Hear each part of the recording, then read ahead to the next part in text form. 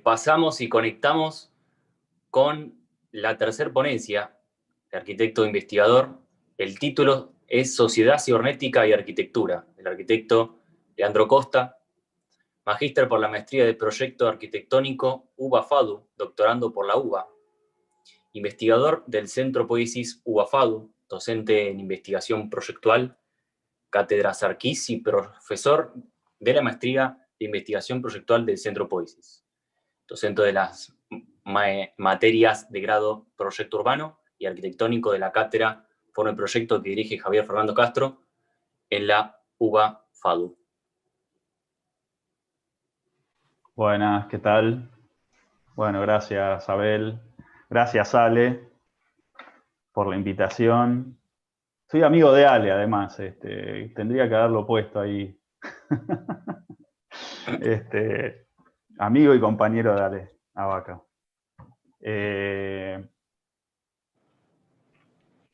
Bueno, a ver, disculpen, voy a poner entonces mi presentación.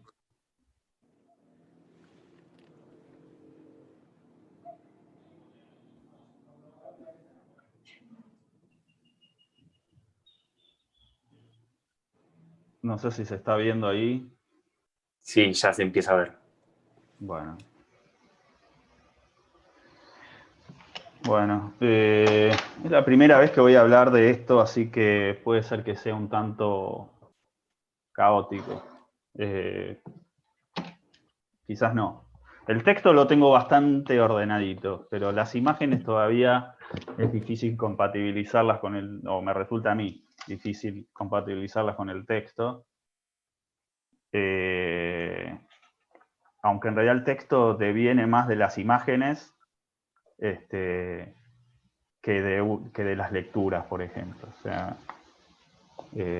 me interesa la forma, eso es lo que quiero decir. Y que mucho de lo que escribo en realidad deviene de las imágenes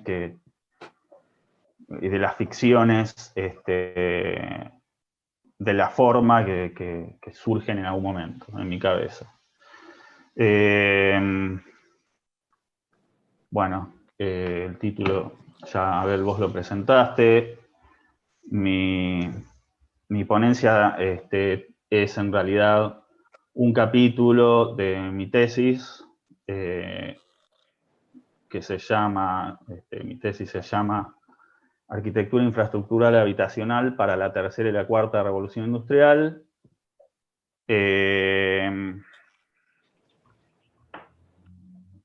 Contexto, el de la Tercera y la Cuarta Revolución Industrial, que en algún momento me interesó y me sigue interesando, dado que en gran medida las arquitecturas y las formas contemporáneas devienen de la industria y de su evolución e involución, avanzadas y retrocesos, vanguardias y posvanguardias. O sea que en definitiva lo que a mí me interesa es el contexto en tanto un zeitgeist, y el zeitgeist que de alguna manera, para mal o para peor que mal, domina la contemporaneidad, es la era industrial.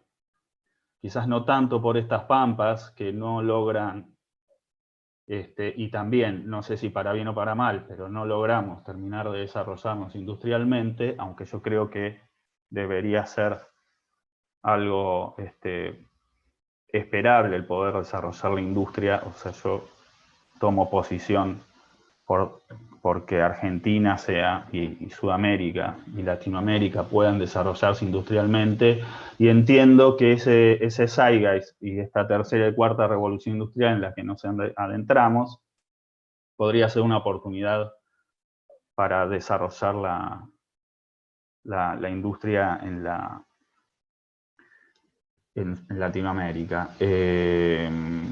La tercera y la cuarta revolución industrial tiene una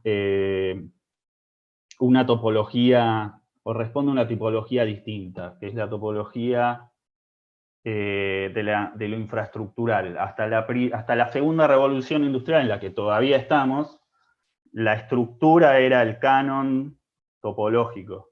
La infraestructura, o lo infraestructural es podríamos decir, instauración de un paradigma nuevo que deviene del desarrollo de la técnica. Bueno, entonces ese es mi contexto. Mi contexto es el zeitgeist de la era industrial y en este caso de la tercera y la cuarta revolución industrial. Y respecto de la forma, para mí la forma es el tema. O sea, ¿cuál es la forma de esta revolución industrial? Por supuesto que no vengo yo exactamente a decir cómo tiene que ser la forma, sino que estoy pensando cómo se puede llegar a abordar ese tema. A mí me interesa en particular cómo lo plantea Simondon, Gilbert Simondon, un filósofo de la cibernética, la contraparte francesa a la cibernética que conocemos todos, que es la cibernética norteamericana. Me interesa porque Simondon se interesó por el tema de la individuación y de la forma. Y planteó el retomar el concepto de transducción como lógica para la generación de forma. Disculpen que leo, pero me parece más preciso leer lo que dice Simondon al respecto. Dice, la transducción no es pues solamente marcha del espíritu, es también intuición, puesto que es aquello por lo que una estructura aparece en un dominio de problemática como lo que aporta a la resolución de los problemas planteados. Pero a la inversa de la deducción, la transducción no va a buscar a otro lugar un principio para resolver el problema de un dominio. Extrae la estructura resolutoria de las tensiones mismas de dicho dominio. Entonces, el contexto es ese dominio. El contexto de la cibernética es el dominio del cual yo voy a trabajar para pensar algún sentido de la forma, algún sentido primero para alguna experimentación que voy a mostrar también hacia el final, que no es conclusiva, sino simplemente una experimentación. En tanto, yo puedo plantear una experimentación abierta al resultado que sea sin prejuicio, en principio, conjeturo, entonces estaría como abordando ese contexto, ese problema, y entonces transducción mediante pensar en alguna forma. ¿Qué es la cibernética? La cibernética es una teoría tecnocientífica. A mí me interesa que sea esto de tecnocientífico porque entonces es ciencia y es técnica. Y si es ciencia es teoría, si es técnica también, pero si es técnica entonces también es un saber hacer, es un hacer, es decir, es una construcción. La cibernética toma su nombre de Kibernetes, que significa timonel, ¿no? Kibernetes era el que mantenía el control y el dominio sobre el artefacto embarcación, así como de todos los actantes, sean humanos o no humanos, de esa embarcación. Y entonces, a través de ese control y ese dominio, se establecía un vínculo con un determinado entorno más o menos turbulento, digamos. Pero la cibernética es entonces técnica para la producción, también técnica para el consumo, es decir, es una técnica moderna, como la entendía también Heidegger. Técnica moderna es desocultar las energías tanto del entorno como las energías humanas para ponerlas al servicio de la producción industrial, básicamente. Y la cibernética deviene estrategia, sobre todo después de la Segunda Guerra Mundial, durante y después de la Segunda Guerra Mundial, para optimizar el control de las máquinas y también de todo el entorno de lo que llamaba Simondon conjuntos técnicos. O sea, desde la envolvente arquitectónica a los operarios y las máquinas, o sea, los individuos técnicos, como nos llamaba Simondon. Simondon lo que dice es que lo que llamamos, se llama a partir de Marx, sujeto alienado o el obrero alienado de la era industrial, deviene no solo operario, sino transductor o transformador de esa técnica cibernética y lo mismo podríamos decir de lo edilicio del caso, ¿no? O sea que, para traducirlo, la transducción, o sea, la transformación de la información en forma edilicia está directamente relacionada con esa técnica que produce, ¿no? Tanto Norbert Wiener, que es el que inventó el término cibernética, norteamericano, filósofo y matemático, como Simondon, entienden a la cibernética como una transparencia, lo que, es decir, transparenta el control y el dominio de los entornos, de los objetos técnicos y de los sujetos. Lo que me interesa de Simondon es que él se plantea qué oculta esa sociedad cibernética detrás de esa aparente visualidad total de lo dominado y de lo que domina. Lo que dice es que lo que oculta es el temor al autómata. Yo acá lo que pongo es una imagen del Golem, famosa película de principios de la década del 20 del siglo pasado, alemana, la historia de un rabino, un sabio, podríamos decir un sabio tecnocientífico que desarrolla un autómata, en principio servicial, el golem, que en algún momento toma para sí parte del lenguaje por el cual y de las formas por las cuales el sabio lo había creado, sabio que además tenía su entorno arquitectónico,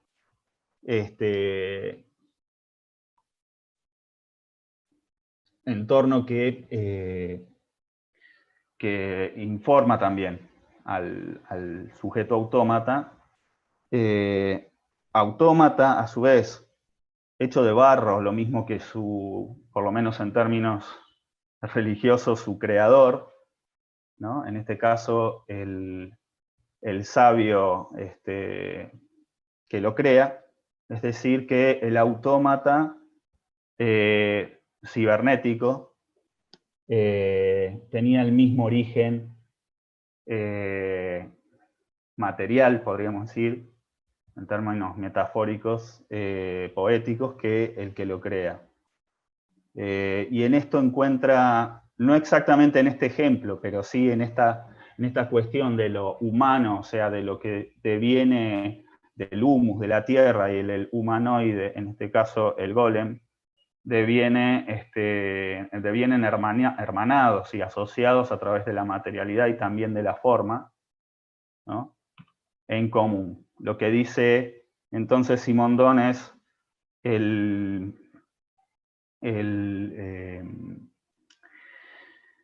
ser humano es el que instruye a eso que tememos. Por lo tanto, es nuestra responsabilidad mediar en esa sociedad cibernética entre humanos y objetos técnicos, para que devenga en todo caso vida y no otra cosa más catastrófica, podríamos decir. El mismo Simondon pone de ejemplo también a la arquitectura, en tanto es tan arcillosa en su metáfora originaria como el humanoide Golem, y el descendiente de Adán, también descendiente barroso, o sea, los humanos. Y entonces, ¿qué es la sociedad cibernética?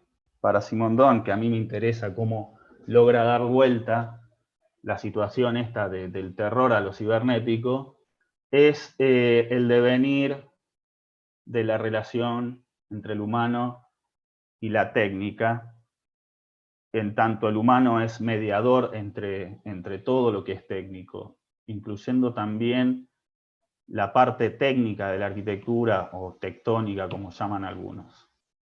Esa tectónica deviene infraestructura, como decía al inicio, es decir, que es más sociedad aún, digamos. Si la infraestructura tiene nodos, son redes, lo que vinculan son sujetos, objetos o actantes, humanos y no humanos. En la primera parte del texto que les compartí, arranco con Simondon. Simondon le encuentra la vuelta al lugar del ser humano en la sociedad cibernética, que es que sin ser humano, con todas nuestras pulsiones e imperfecciones, la sociedad cibernética tiende a la perfección de su información, y entonces tiende a recluirse en esa perfección, se cierra y entonces deja de interactuar con el entorno. Y lo que no responde Simondon es cuál es el ámbito, cuál sería la metáfora para el lugar para generar un lugar en el cual el ser humano pudiese mediar realmente entre las máquinas. Y la respuesta la encuentro en otro filósofo previo que se interesó por la cibernética previamente, hacia el final de su vida, que es el mismo Heidegger, contraparte de Simondon. O sea, Simondon lo continúa Heidegger, pero al mismo tiempo lo critica. Heidegger, que era un tipo bastante poético, ejemplifica, o yo interpreto que ejemplifica la cibernética como un bosque de información, donde ciertamente hay información precisa, cada árbol, pero en la simultaneidad de la existencia de cada nodo de información es muy fácil perderse. Entonces lo que pide es el generar el claro en esa información, en lugar abierto. Y yo propongo que ese lugar abierto sea libre de dominación técnica, lo que no significa sin técnica, sino libre de dominación. Heidegger ejemplifica, además con arquitectura, la posibilidad de mantener un claro en dicho bosque. Dice, sin arquitectura, básicamente, sin arquitectura no existe ese claro en el bosque. La arquitectura es ese lugar o es ese objeto que genera el emplazamiento y la apertura en el bosque. Y es interesante porque no se puede pensar en una salida a la técnica sin técnica, y en eso coinciden prácticamente todos los filósofos de la técnica y pensadores de la técnica, incluyendo arquitectos que se preocuparon por el tema, como Frampton. ¿Cuál será la técnica para encontrar una solución a la técnica? Y yo creo que es la arquitectura, claramente. Entonces, no sé si ya me excedí, Abel, porque ¿Cómo vengo de tiempo? Venís, tenés un tiempito cortito. Dale. Bueno, entonces el contexto, nuestro zeitgeist es el de la catástrofe de esta primera era de la cibernética, aunque relativamente exitosa en términos demográficos, somos cada vez más, necesitamos actualmente 1,5 veces el planeta Tierra, como decía, estamos en una topología distinta, pasamos de lo estructural centralizado a lo distribuido, que son los nuevos modos de producción de la tercera y la cuarta revolución industrial, tecnologías más bien de la replicación, que trabajan con la información y la generación de forma a través de la escritura. Yo propongo entonces darle lugar a esta sociedad cibernética y plantear la solución desde ahí. Entiendo que dado el número de humanos en el planeta, salvo que sucedan más pandemias y otra serie de catástrofes, vamos a necesitar generar más suelo. Entonces lo que propongo es pensar la construcción más allá de las tipologías de la arquitectura, aunque sin negarlas, de nuevo suelo, donde poder cultivar, donde poder generar vida. Propongo una experimentación bastante pragmática. Punto de vista estratégico, lo que propongo es pensar una isla en términos deleuzianos, ¿no? Como la isla para poder hacer una experimentación, precisamente. Como el lugar por fuera de la norma para establecer a posteriores sí nuevas normas, en el caso de que sea necesario. Entonces, propongo una isla frente a Buenos Aires, emulando la estrategia de Le Corbusier para la ciudad de los negocios, como parte de una infraestructura más grande, macro, territorial, que conecta a esta isla a través de estructuras de transporte, atravesando desde Chile a Argentina en una red bioceánica.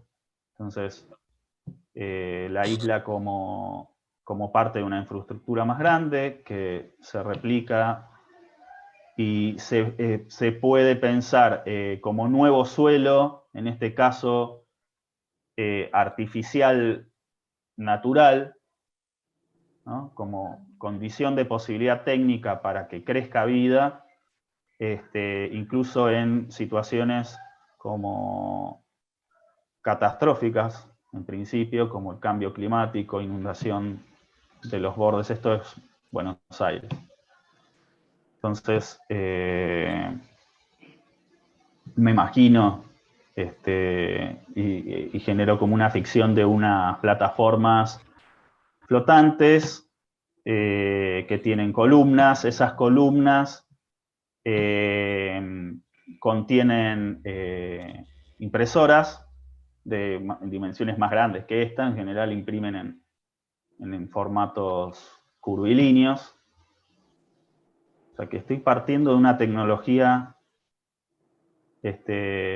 pero estoy partiendo también de la forma que posibilita esa tecnología. Entonces, los suelos que imprimen estas impresoras son más bien vacíos, más cuánticos que neoclásicos, digamos, no el gran vacío, sino como micro vacíos donde puede crecer vida, y también se pueden establecer tecnologías que van cambiando. Es nuevo suelo.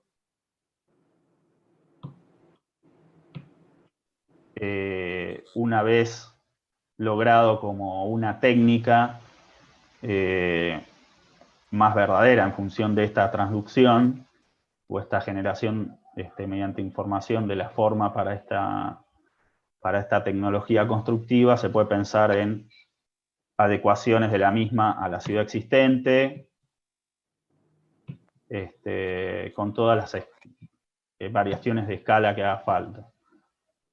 vuelta, no digo que tenga que ser así la forma para este Zeitgeist, sino que simplemente estoy haciendo una experimentación al respecto, como manera de decir, bueno, sí, se puede pensar algo. Este es el módulo de la isla flotante, que en realidad tiene columnas, alguna primera experimentación ya más controlada.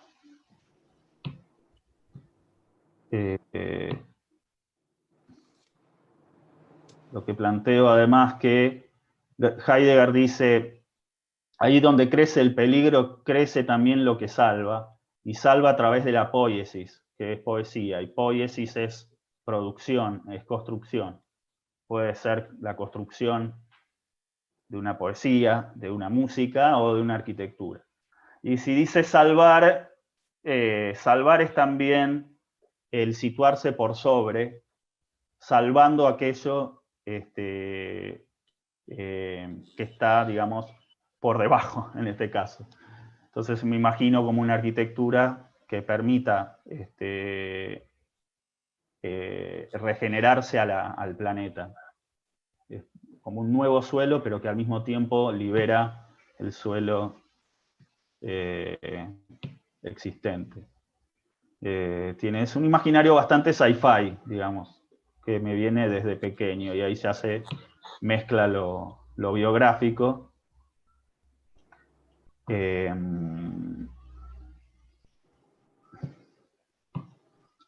Perdón.